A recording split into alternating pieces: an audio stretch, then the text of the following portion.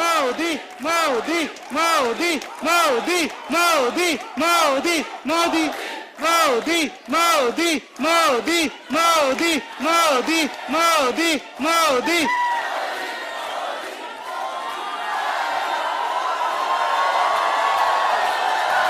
Vande, Vande, Vande, Vande, Vande, Vande, Vande, Vande.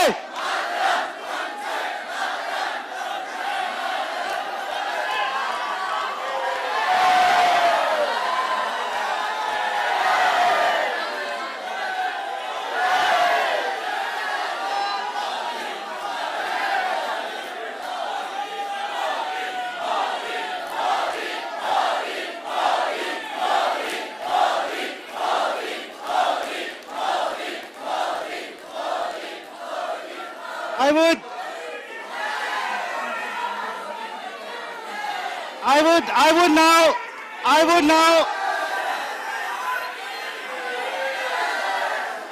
yeah, ladies and gentlemen, since you are already standing up, I would request everybody to stand up for the national anthems of Denmark and India.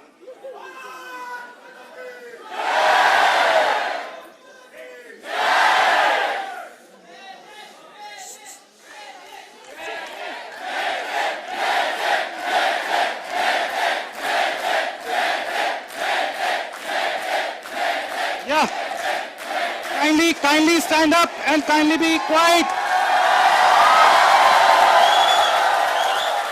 Yep, national anthems of both Denmark and India are about to start. Kindly be quiet and respect the national anthems, please. Yep.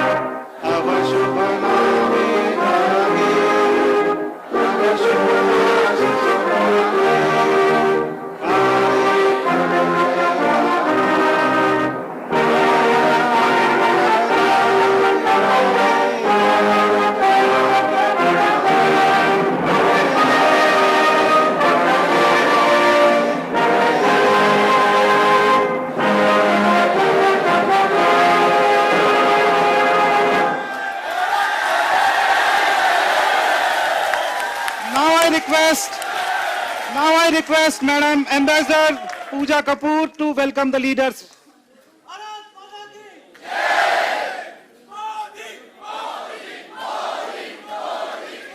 Kindly be seated.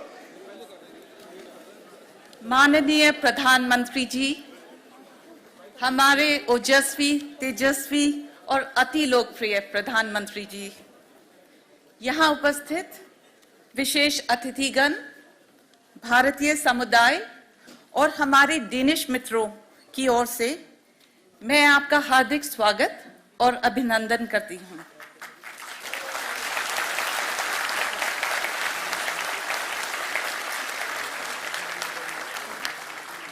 आपके आगमन से Denmark में बसा छोटा परंतु गतिशील भारतीय समुदाय फूला नहीं समा रहा है और उनमें अत्यंत गौरव एवं देश प्रेम की लहर दौड़ रही है। We are also extremely honored and delighted to have the Honorable Prime Minister of Denmark, Her Excellency Ms. Mette Frederiksen, with us today.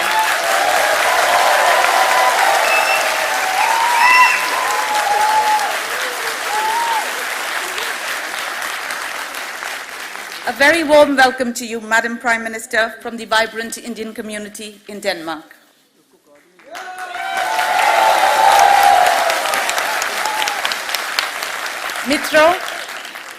मित्रों, हमारे प्रधानमंत्री जी कुछ ही क्षणों में आप सभी को संबोधित करेंगे। उससे पहले, may I invite Prime Minister Ms. Mette Frederiksen to kindly address the gathering. Jai Hind.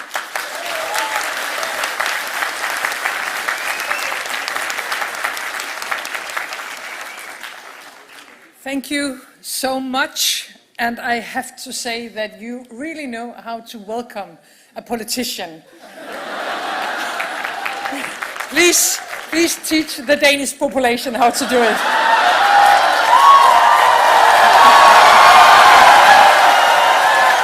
No.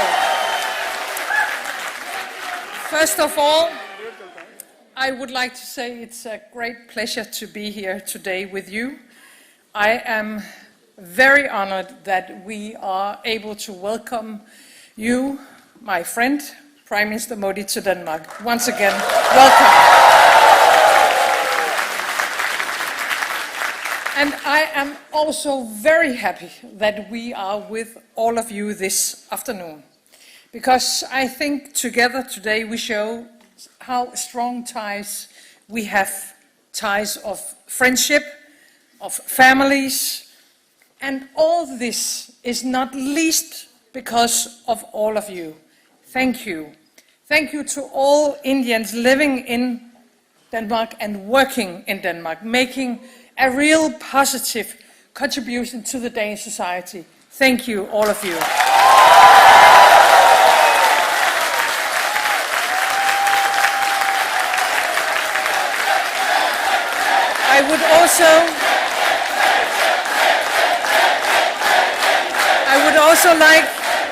I would also like,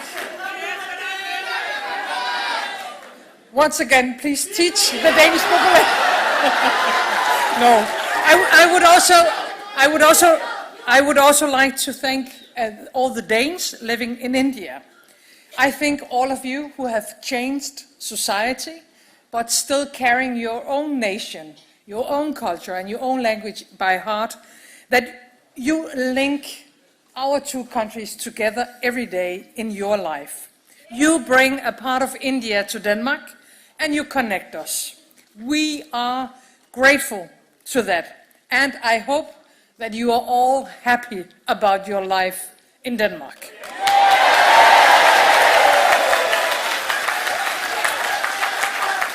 I would also like to say that now, 2 years ago, Prime Minister Modi and I agreed on a green strategic partnership between India and Denmark, the first of its kind for both of our countries. It is quite amazing for a small country like ours, Denmark, that we are the first country to have a green strategic partnership with the great India.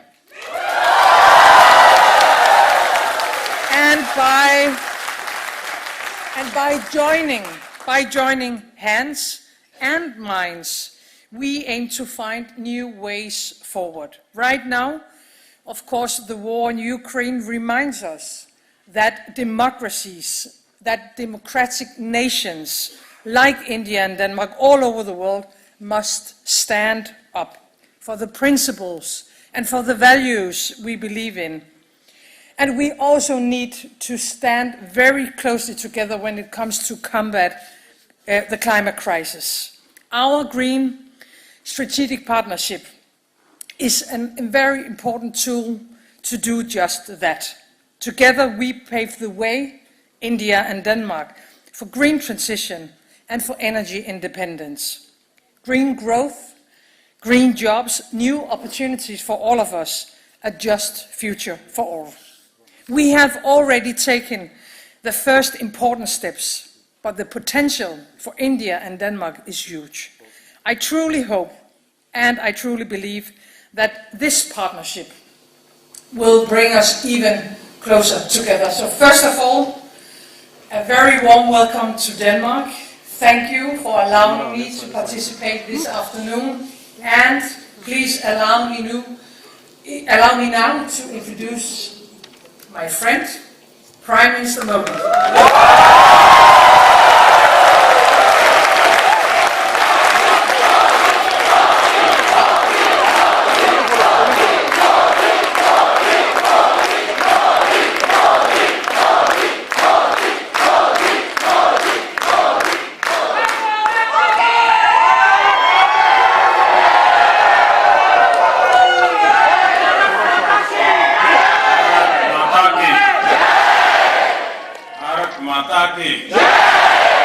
Bharat माता की mister मेटे Frederiksen, Denmark के हमारे मित्रगण और वतन की मिट्टी की खुशबू को मन में बसाए मेरे प्यारे भारतीय भाई और बहनों,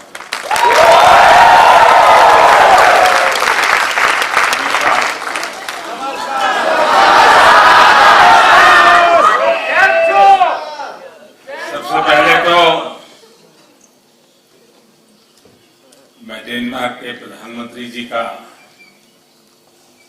हृदय से आभारी हूं कि उन्होंने इतना समय हमें दिया। 2 नंबर कम है। मुझे मालूम है कि उन्हें अगले काम के लिए, कार्यक्रम के लिए बीच में से निकलना पड़ेगा। मैं उनसे भी आग्रह करूंगा कि आप संकोच मत कीजिए। अगर मेरा थोड़ा लंबा चल जाए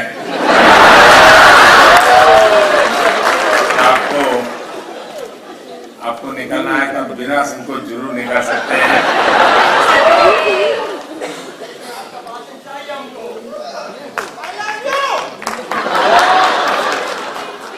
आप लोगों ने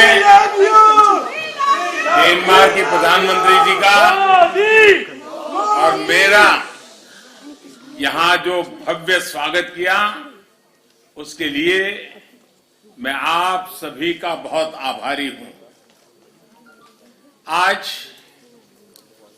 प्रधानमंत्री फ्रेडरिक्सन का यहां होना इस बात का प्रमाण है कि भारतीयों के प्रति उनके दिल में कितना प्यार और सम्मान है।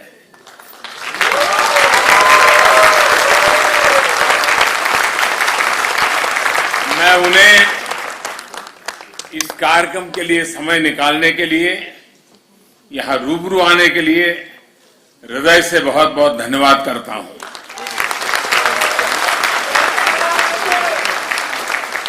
साथियों, कोरोना के कारण बहुत समय तक सभी की लाइफ एक तरह से वर्चुअल मोड में ही चल रही थी। अब ऑनलाइन से हमें ऑफलाइन जाना है, और हकीकत ये भी है कि ऑफलाइन ही लाइफलाइन है।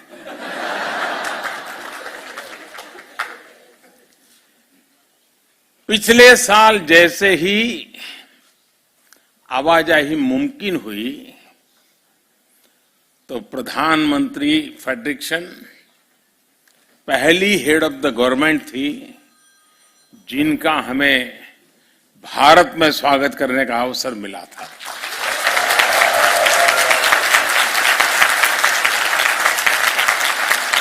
ये भारत और डेनमार्क के मजबूत होते संबंधों को दिखाता है। और खास बात यह है कि हमारी ग्रीन स्ट्रेटेजिक पार्टनरशिप प्रधानमंत्री फ्रेडरिक्सन की व्यक्तिगत प्राथमिकताओं और उनकी वैल्यूज से गाइडेड है। आज उनके साथ मेरी जो चर्चा हुई है, उससे दोनों देशों के संबंधों को नई ताकत मिलेगी, नई ऊर्जा मिलेगी। यहां आपसे बातचीत के बाद मैं हर मैजेस्टी क्वीन ऑफ डेनमार्क से मिलने जाऊंगा। कल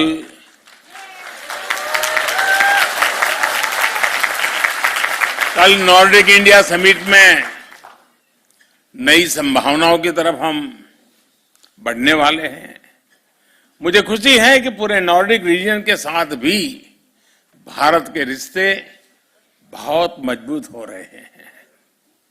साथियों, दुनिया भर में फैले भारतीय डायस्पोरा को अगर मिला लिया जाए तो उनकी संख्या कई देशों की आबादी से अधिक होगी।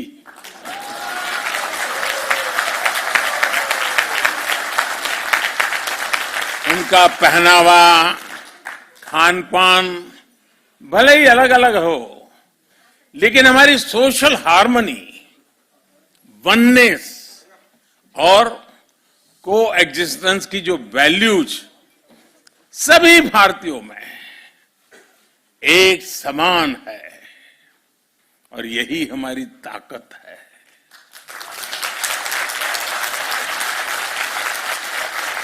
और जिनकी रूट्स किसी भी तरह मां भारती से जुड़ी हैं, वे स्वाभाविक तरह से लोकतंत्र और रूल ऑफ लॉ के प्रति सम्मान रखते ही हैं। एक भारतीय दुनिया में कहीं भी जाए, वो अपनी कर्मभूमि के लिए, उस देश के लिए पूरी ईमानदारी से कंट्रीब्यूट करता है।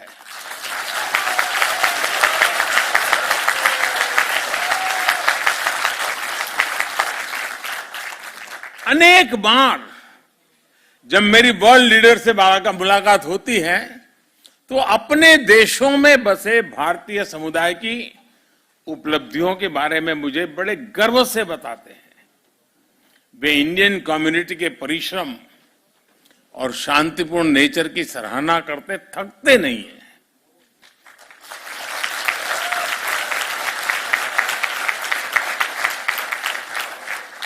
और इसके लिए धन्यवाद का हकदार मैं नहीं, आप सब हैं।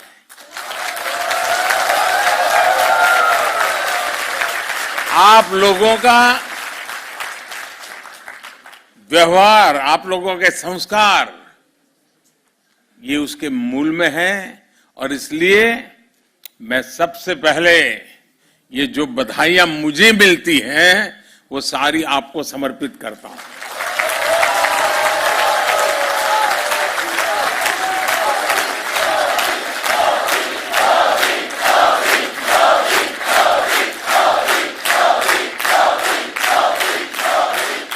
इंक्लूसिवनेस और कल्चरल डाइवर्सिटी, विविधता, विशेषता भारतीय समुदाय की ऐसी शक्ति है जो हम सबको प्रतिपल जीवंतता का एहसास कराती है।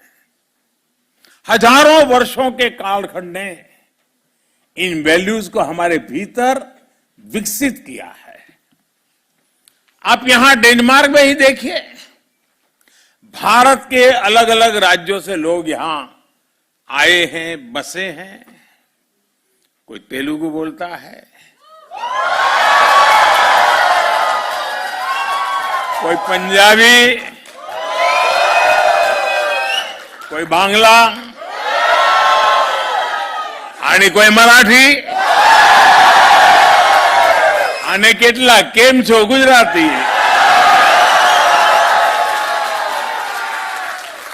तो कोई तमिल वणक्कम से शुरू करता है, तो कोई मलयाली, कोई उड़िया जय जगन्नाथ, कोई कन्नड़ा, तो कोई असमिया। भाषा कोई भी हो, लेकिन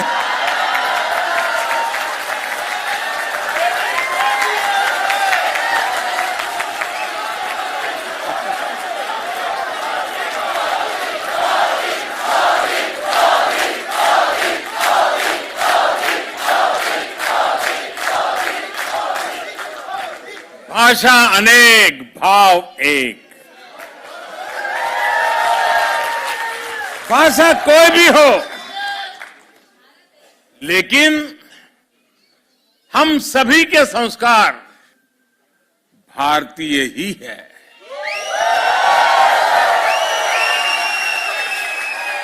हमारी खाने की थाली बदल जाती है, टेस्ट बदल जाता है, लेकिन स्नेह से बार बार आग्रह करने का भारतीय तरीका कभी नहीं बदलता है। और हमें मालूम है कुछ लोगों को तो आग्रह करने का ऐसा स्वभाव होता है कि नमक के लिए भी कर देते हैं।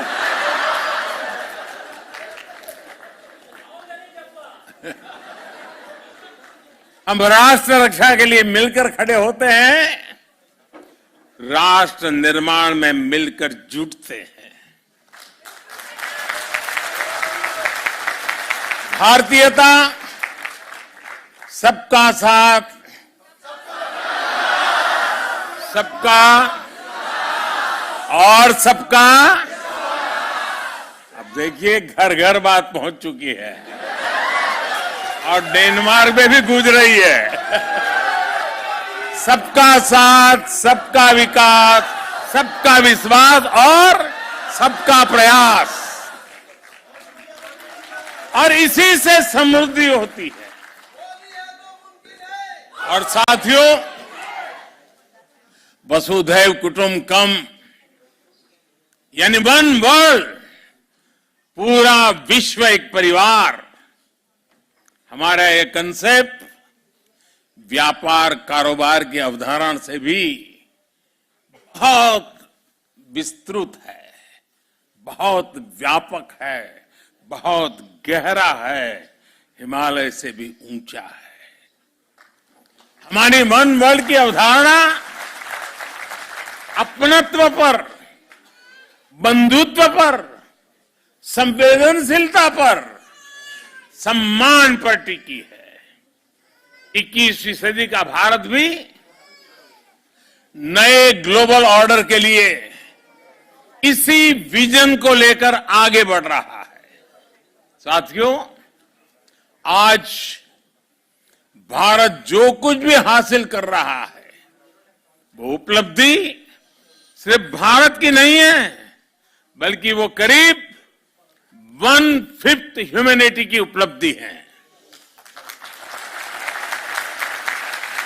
कल्पना कीजिए कि अगर भारत में हम वैक्सीनेशन को हर परिवार तक नहीं पहुंचा पाते तो उसका दुनिया पर क्या असर होता। अगर भारत मेड इन इंडिया सस्ती और प्रभावी वैक्सीन पर काम न करता, बड़े स्केल पर प्रोडक्शन न करता, तो दुनिया के अनेक देशों की स्थिति क्या होती।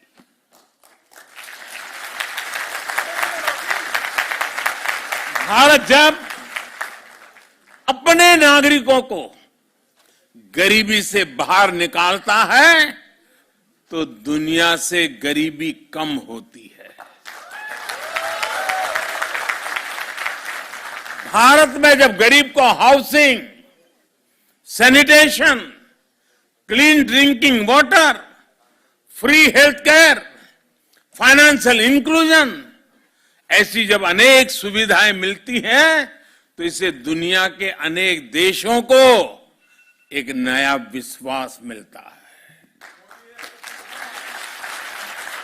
इससे सस्टेनेबल डेवलपमेंट के हमारे लक्ष्य मजबूत होते हैं। भारत के हर घर में लगा हर एलईडी बल्ब, भारत में लग रहा हर सोलर पैनल जितना एमिशन बचाता है वो क्लाइमेट एक्शन के संकल्प को और अधिक मजबूत करता है। साथियों, स्टीरियोटाइप्स और साइलोस को तोड़कर जो सक्सेस मिलती है वो देश को नई ऊंचाई पर ले जाती है। आपको याद होगा जब मैंने डिजिटल इंडिया की बात की थी तो कुछ लोग कई तरह के सवाल उठाते थे।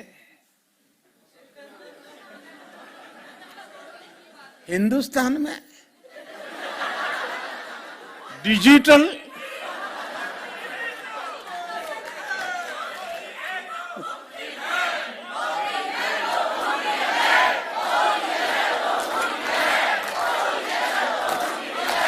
न जाने ऐसे सवाल पूछते थे, लेकिन आज मैं कहना चाहता हूं दोस्तों, 5-6 साल पहले हम पर कैपिटा डेटा कंजम्पशन के मामले में दुनिया के सबसे पिछड़े देशों में से एक थे। ये मैं बहुत दूर की बात नहीं कर रहा हूं, 5-6 साल पहले। लेकिन आज स्थिति एकदम से बदल गई है। अनेक बड़े देश मिलकर जितना per capita mobile data consume करते हैं उससे ज्यादा हम भारत में करते हैं। सबसे बड़ी बात यह है कि आज जो भी नया यूजर जुड़ रहा है वो शहरों से नहीं है, दूर सुदूर जंगलों में रहने वाले भारत के छोटे छोटे गांव है दोस्तों।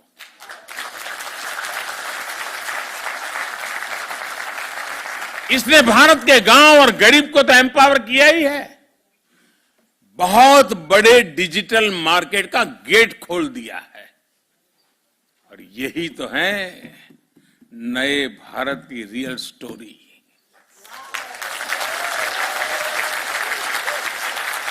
देश का मिजाज कैसे बदलता है इसका एक और उदाहरण मैं आपको बताना चाहूंगा। यह हमारी आजादी का 75वां साल है। लगभग 75 महीने पहले, 75 मंथ्स पहले की बात मैं कर रहा हूं, हमने स्टार्टअप इंडिया कार्यक्रम शुरू किया था। तब स्टार्टअप इकोसिस्टम के रूप में दुनिया में भारत की कोई गिनती ही नहीं थी, नाम कहीं उल्लेख ही नहीं होता था। आज हम यूनिकॉर्न्स के मामले में दुनिया में नंबर 3 पर खड़े हैं।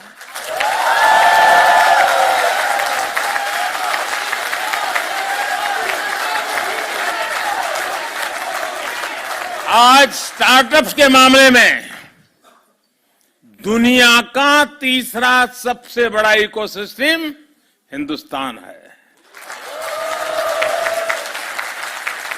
2 साल पहले जब दुनिया कोविड से जूझ रही थी,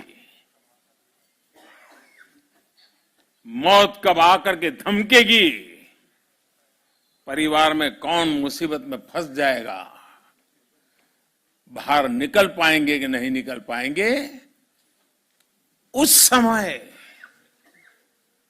संकट के बादल घिरे हुए थे, चिंताएं चारों तरफ फैली हुई थी। उस समय भारत का नौजवान, उस स्थिति को याद कीजिए दोस्तों, भारत का नौजवान करीब करीब हर महीने एक यूनिकॉर्न बना रहा था।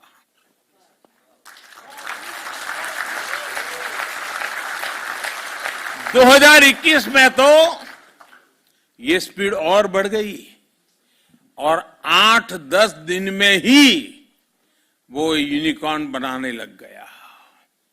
और इस साल के शुरुआती 2022 के शुरुआती 3 महीने में तो हर हफ्ते एक यूनिकॉर्न भारत में तैयार हुआ।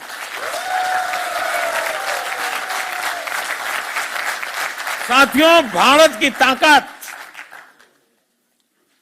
और ये बात दुनिया भी धीरे धीरे समझने लगी है। भारत की ताकत जब बढ़ती है तो साथियों मेरे शब्दों में विश्वास करिए, दुनिया की ताकत भी बढ़ती है।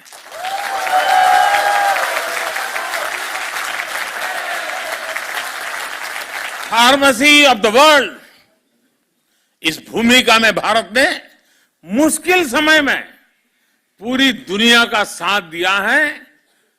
दुनिया के अनेक देशों को दवाइयां भेजी हैं ताकि हम संकट के समय मानवता के इस काम में पीछे न रह जाएं, दुनिया को संकट के समय मदद करें, ये सपना लेकर के काम करते रहे। भारत जब फूड ग्रेन्स के मामले में आत्मनिर्भर हुआ है तो दुनिया को भूखमरी से बचाने के लिए खुले दिल से ऑफर कर रहा है।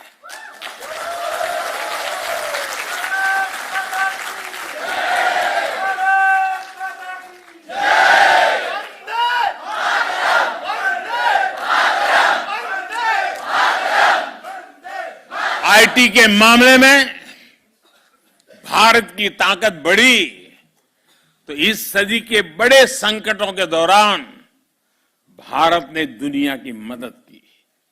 आज भारत एक बड़ी डिजिटल ग्लोबल पावर है,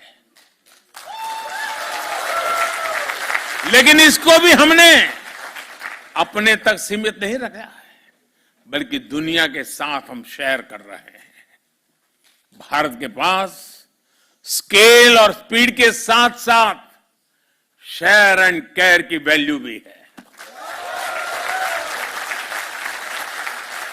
इसलिए ग्लोबल चैलेंजेस से निपटने के लिए भारत की कैपेसिटी में इन्वेस्ट करना वो सिर्फ भारत के लिए नहीं, दुनिया के लिए भी भलाई का काम है, दुनिया के हित में है। भारत की आत्मनिर्भरता में एक सशक्त ग्लोबल सप्लाई चेन का भविष्य जुड़ा है। वैश्विक सप्लाई चेन्स में भारत एक ट्रस्टेड और रिलायबल पार्टनर बन रहा है। साथियों, दुनिया को बेहतर बनाने के लिए भारत और डेनमार्क की साझेदारी बहुत अहम है।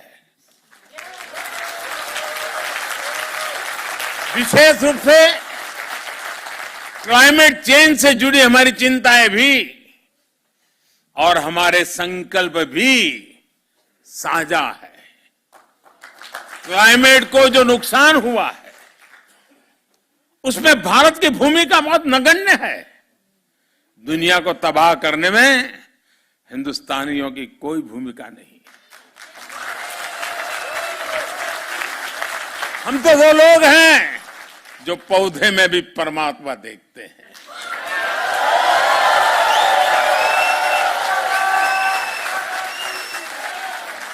हम वो लोग हैं जो नदी को मां मानते हैं। Thank you excellency.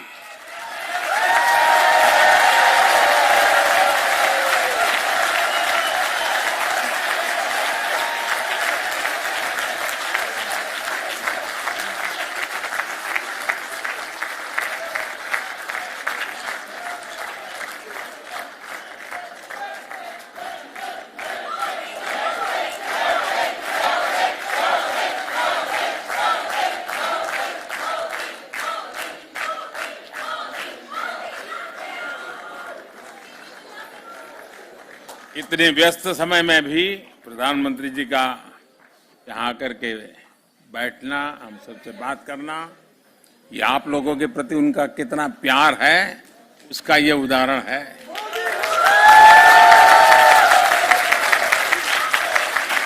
साथियों, मैं आपसे जो बता रहा था कि हम जो भी अच्छा करने का प्रयास कर रहे हैं उससे दुनिया लाभान्वित होती है, लेकिन दुनिया की भलाई के देखते हुए भारत ने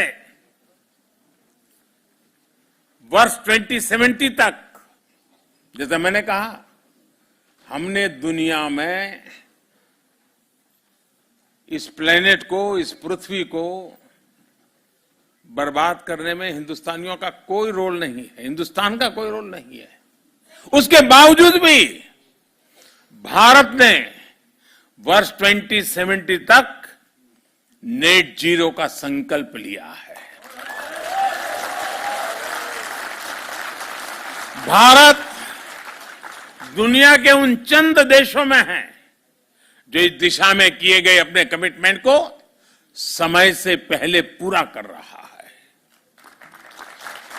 नॉन फोसिल सोर्सेज से 40% इंस्टॉल्ड कैपेसिटी का जो लक्ष्य हमने रखा था, और लक्ष्य में हमारा डेडलाइन था 2030। अभी तो 2030 काफी दूर है, लेकिन उस काम को हमने 9 साल पहले ही पूरा कर लिया जी।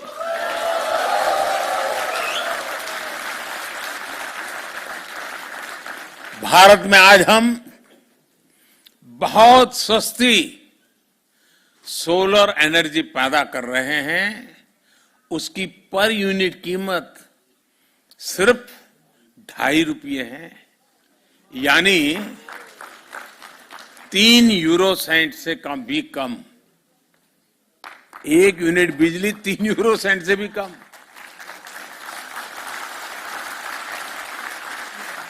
और हमारी कोशिश है कि उसको हम 2.5 रुपये से और नीचे ला करके 2 रुपये तक ले जाने की कोशिश कर रहे हैं। लेकिन साथियों, हमें यह भी मानना होगा कि वैश्विक क्लाइमेट एक्शन अभी तो कहीं सफल होता नजर नहीं आ रहा है। दुनिया जहां थी वहीं ठहरी हुई है। इक्के दुक्के अपवाद कुछ कर पाते होंगे, लेकिन हम कर पा रहे हैं। इसका कारण क्या है? इसका कारण यह है कि हम क्लाइमेट एक्शन को सरकारों की मल्टीलेटरल संस्थाओं की जिम्मेदारी के रूप में देखते रहे हैं। जब तक सोसाइटी इससे जुड़ा महसूस नहीं करेगी, मोदी मोदी करने से नहीं होता है।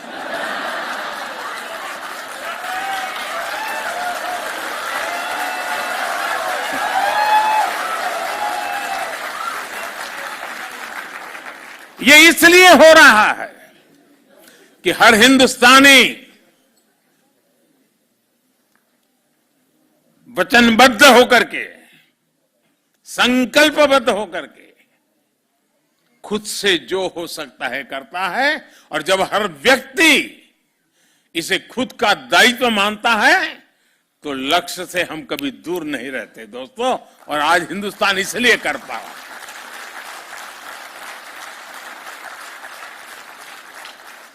इस समस्या के समाधान में विश्व के अनेक विचार चल रहे हैं, अनेक योजनाएं चल रही हैं, अनेक एनजीओ भी अपनी दुनिया चला रहे हैं। बहुत कुछ हो रहा है, अलग अलग तरीके से हो रहा है। लेकिन हाँ, भारत ने एक नया विचार रखा है, आग्रह किया है।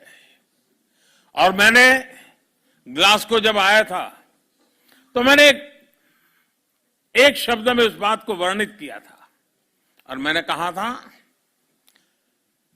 हमें लाइफ पर फोकस करना है। Life, LIFE। और जब मैं लाइफ बोलता हूं तो मेरा कहने का तात्पर्य होता है life style for environment. Life style for environment को प्रमोट करने का आज समय की सबसे बड़ी मांग है।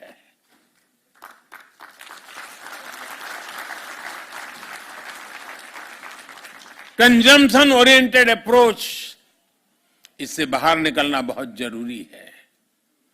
यूज एंड थ्रो वाला माइंडसेट प्लेनेट के लिए नकारात्मक है। हम कितना यूज करते हैं ये पॉकेट की साइज से नहीं बल्कि जरूरत से तय हो।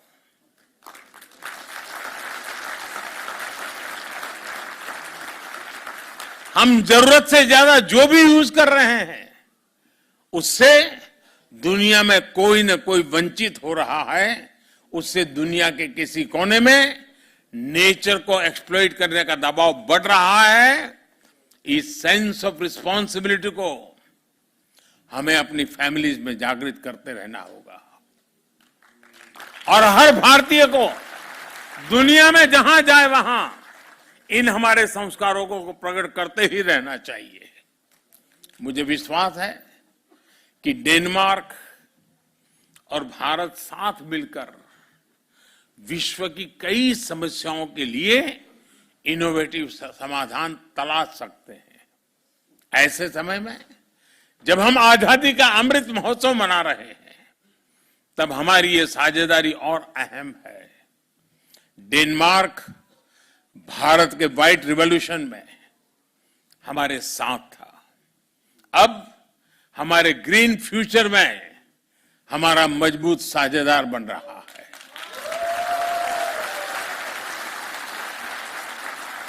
हमारे बीच इलेक्ट्रिक मोबिलिटी से लेकर green hydrogen, waste to wealth, sustainable urbanization, green shipping, science, technology और इनोवेशन में सहयोग की अनंत संभावनाएं हैं। जैसा मैंने पहले कहा, आज भारत सोलर और विंड एनर्जी का दायरा बढ़ाने के लिए व्यापक काम कर रहा है। बायोफ्यूल से हमारे किसानों की आय बढ़ाने और हाइड्रोकार्बन पर निर्भरता कम करने के लिए बड़ा इंफ्रास्ट्रक्चर बन रहा है। डेनमार्क की कंपनियों के पास इन क्षेत्रों में उल्लेखनीय एक्सपीरियंस भी है। इसलिए भारत में डेनिश इन्वेस्टमेंट के बहुत बड़े अवसर है। आप में से कई लोग डेनमार्क की बड़ी बड़ी कंपनियों में काम कर रहे हैं। आप अपने डेनिश मित्रों को, अपने कलीग को भारत में मौजूदा अवसरों के बारे में जरूर बताएंगे ना?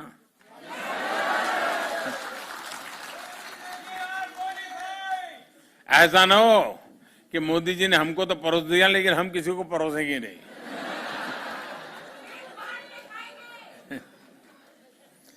साथियों, यहां कोपेनहेगन यूनिवर्सिटी में विश्व प्रतिष्ठित नील बोर इंस्टीट्यूट है।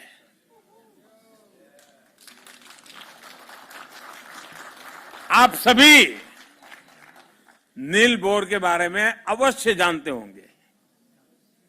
फंडामेंटल फिजिक्स के इतिहास में वे सबसे इलस्ट्रियस व्यक्तियों में से एक है। उनकी इंटेलेक्चुअल उपलब्धियों के अलावा नील बोर इसलिए भी सम्मानित है क्योंकि उन्होंने अपने समय में कई टॉप साइंटिस्ट का जीवन बचाया था। लेकिन बहुत कम लोगों को इस बात का पता है कि नील बोर को जब खुद इंटेलेक्चुअल शरण की आवश्यकता होती थी तो वे भारत के स्क्रिप्चर्स की तरफ जाते थे।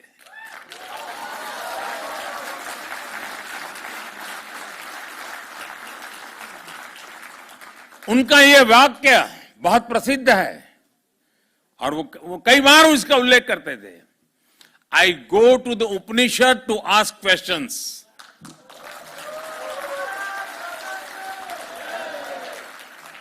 आज नम्रतापूर्वक लेकिन बड़े विश्वास के साथ हम अपने डेनिश दोस्तों को यह कहना चाहते हैं, come to India to jointly find answers to the problems of the planet.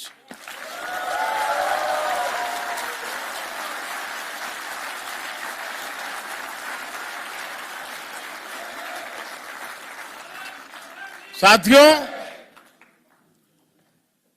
जब मैं आपके बीच में आया हूं और मेरे ये डेनमार्क की पहली विजिट है,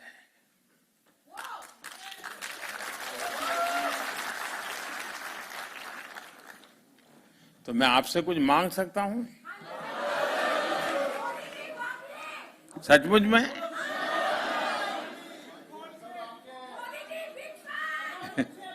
अब मैं मांगूंगा और आप मानेंगे नहीं तो? मानेंगे लेकिन अगर करेंगे नहीं तो?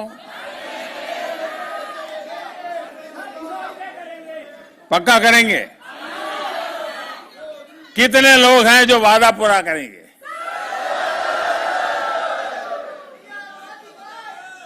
ये आजादी का अमृत महोत्सव चल रहा है, आजादी के 75 साल है। इस अमृत महोत्सव से शुरू करना है, कौन मानते हैं?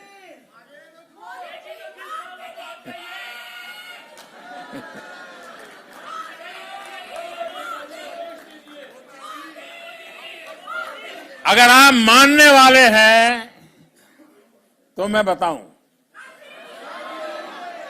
मैं देख रहा हूं कि धीरे धीरे आवाज कम हो रही है आपको लग रहा है कि कोई मुसीबत आ रही है। ऐसा ही हो रहा है ना?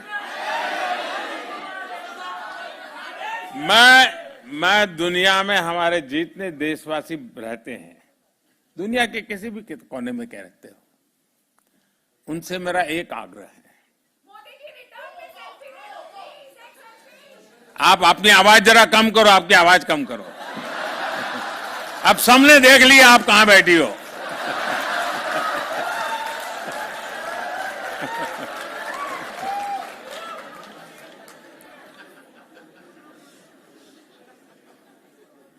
मुझे कोई बहुत बड़ा गंभीर बात बताने वाला नहीं, बस सामान्य बात है, बहुत छोटी। करेंगे? पक्का करेंगे? वादा निभाएंगे? देखिए, भारत इतना महान देश है, भारत के प्रति हम लोग इतना गर्व करते हैं। आप कम से कम हर वर्ष 5 नॉन इंडियन फ्रेंड्स, इंडियन नहीं, 5 नॉन इंडियन फ्रेंड्स को हिंदुस्तान देखने के लिए भेजने का काम कर सकते हैं,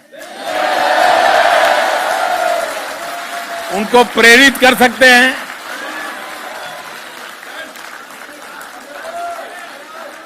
अभी से टारगेट कीजिएगा, हाँ इन 5 को तो मुझे हिंदुस्तान देखने के लिए भेजना है, और फिर उसको समझाइए। देखिए, हमारे यहां दक्षिण में ये है, तमिलनाडु में ये है, ओडिशा में ये है, बंगाल में ये है, जाइए। आपको कल्पना है दोस्तों, आप दुनिया की कितनी बड़ी ताकत बन जाओगे। फिर ऐसा मत करना कि वहां डायरेक्ट फ्लाइट नहीं है,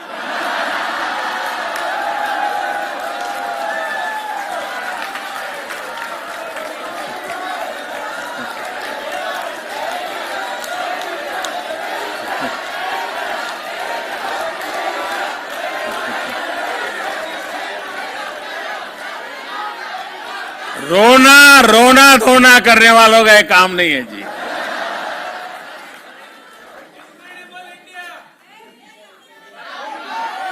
एक जमाना था जब हवाई यात्राएं नहीं थी, मेरा देश ऐसा था कि दुनिया के लोग हजारों किलोमीटर पैदल यात्रा करके मेरा देश देखने के लिए।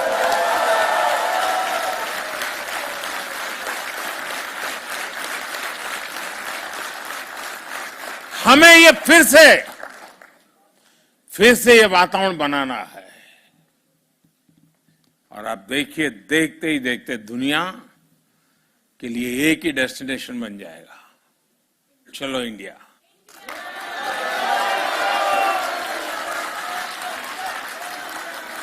और ये काम एम्बेसी का नहीं है, ये काम राजदूतों का नहीं है, ये काम आप जैसे राष्ट्रदूतों का है।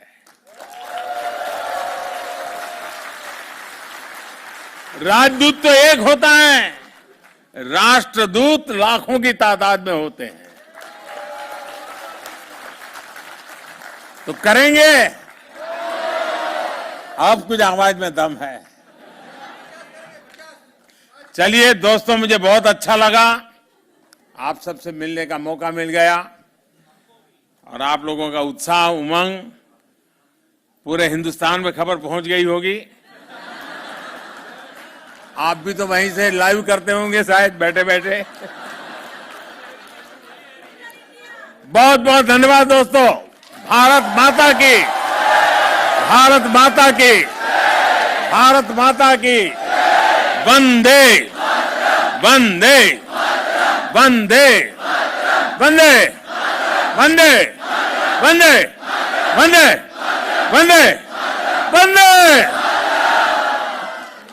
Whoa! What a grand and memorable moment. What a grand and memorable moment for all of us. We have just witnessed a history in making. Long live India-Denmark partnership. I will request all to remain seated. I will request all to remain seated to ensure the smooth movement of the dignitaries. Kindly remain seated. Kindly remain seated. Kindly remain seated. Kindly remain seated. Kindly remain seated at your seats. Kindly remain seated at your seats. Kindly remain seated at your seats, please. Kindly remain seated at your place. Kindly remain seated. तो प्रधानमंत्री Narendra Modi Copenhagen में भारतीय समुदाय के लोगों को संबोधित करते हुए कई अहम बातें